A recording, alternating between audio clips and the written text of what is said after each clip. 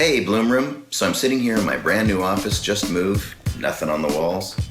Kind of nice to have a fresh palette. And these last couple of weeks have been kind of a whirlwind. It's been a bit of a mishmash, lots of different things happening. So instead of concentrating on one event, I'm going to show you what I did for the last 10 days or so.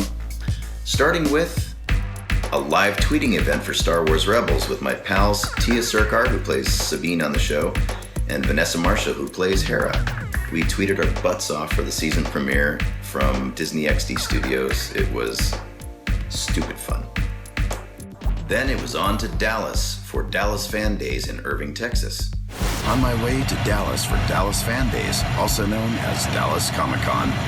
Anyone who knows me knows that I like breaking the rules. I thought things were bigger in Texas.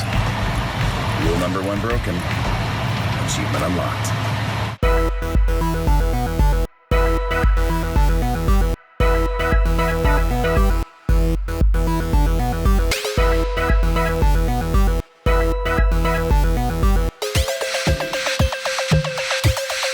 As usual, there are fan shenanigans and celebrity shenanigans. This time, it was with John Rhys Davies and with Lucy Lawless and Renee O'Connor.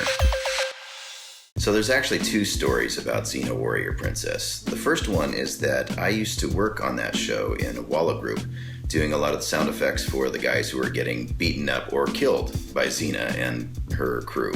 So if you saw a guy up in a tree getting an arrow to the chest, that was me that you heard going onto the ground, along with a bunch of other people. But there's an even better story. This one isn't my story, it's actually Mary Elizabeth's story, but it's so good and so amazing and really pertains to everything that we do in this business. So here's Mary's story about Lucy Lawless and Xena. I played Pandora's granddaughter whose grandmother was Pandora, and she opened the box and destroyed it. So I had lines like, "You have no idea what it's like to be cursed with this box." Not the best thing you want your mom to hear come out on television, but wink, wink. So in one of the first scenes, the character was being hanged on a horse, and they had me in a noose with my hands tied behind my back, and on a horse named Cher, who was a horse named Cher, and the ground was really unstable, it was really muddy, and she was really uncomfortable. Meanwhile, I'm getting my neck pulled with my hands tied behind my back, and after about half hour, 40 minutes, I said, I have to get off, because I'm freaked out. She's freaked out because she can tell that I'm freaked out, and I need to get off. So I did get off, and they decided to hobble the horse, which means they tied its back legs together, and maybe the front ones, I can't remember, put me back up on the horse, and as I was reaching for the noose, the thing, poor Cher, reared up, fell over on top of me, dislocated my kneecap. Lucy Lawless came running up and said, "Oh my gosh, are you okay? Are you okay?" I said, "Yeah, I think I'm fine." This day Claire pulled me out as I saw hooves coming down. It was a very tragic moment. And because of that, I came back to Los Angeles and I started doing voiceover because it dislocated my kneecap and I took a while to rehab. So that's what led to my voiceover career, and it changed everything. The minute I started doing voiceover, it led to directing, and I knew that that's what I was supposed to be doing for the rest of my life, was that.